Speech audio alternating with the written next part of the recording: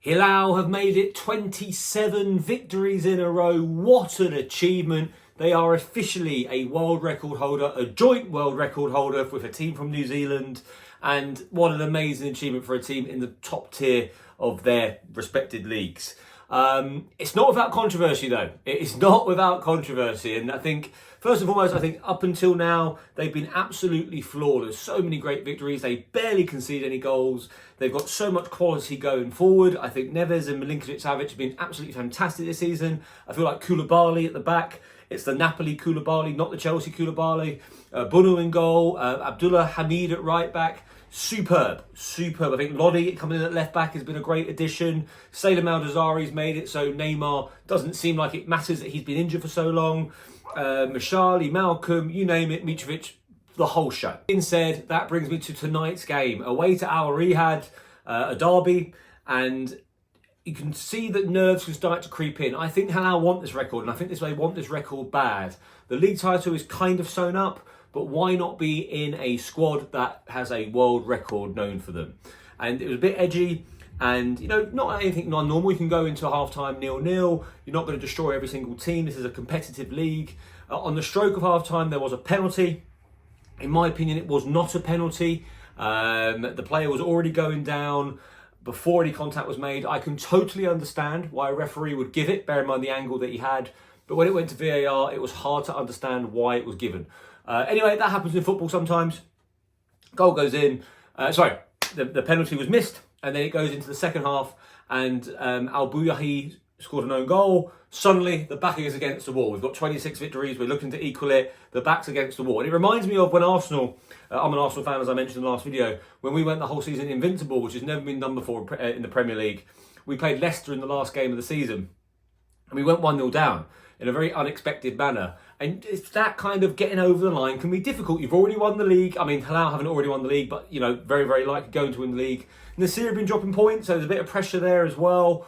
And it looked a bit edgy. And not just, you would expect Hilal to come back and get a point, but to get 2 goals in the last 30 minutes, challenging. Where the controversies come in, and I don't agree with this, by the way, I'm going to talk about it, but I don't agree with it, is that the penalty, there was another penalty rewarded, and again, in my opinion, it was not a penalty. Mitrovic went down quite easily, he went down quite dramatically, and another penalty was given.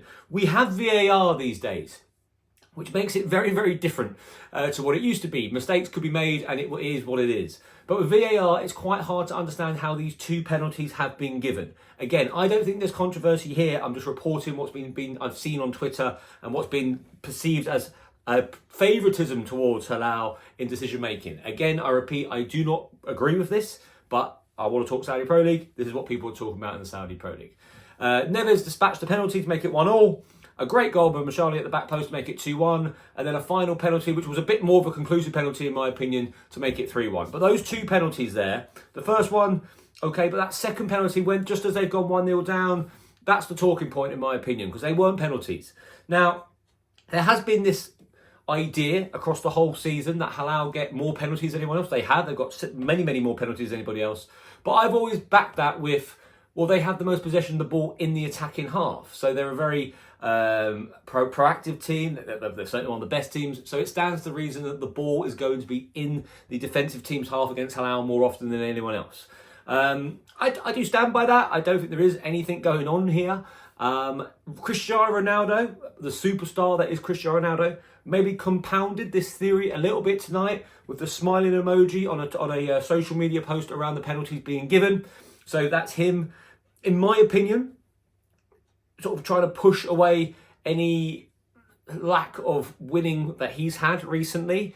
This idea that, it's because of that, it's because of the referees and that over there. I don't believe this is true, but this is what's going around quite a bit. I don't think there's any controversy. I don't think any decision making being made in Hilal's favour. I think it would be foolish for the Saudi Pro League to be investing so much money and have any stroke of doubt when it comes to the integrity of the officials. You don't want to be a league that's known for that.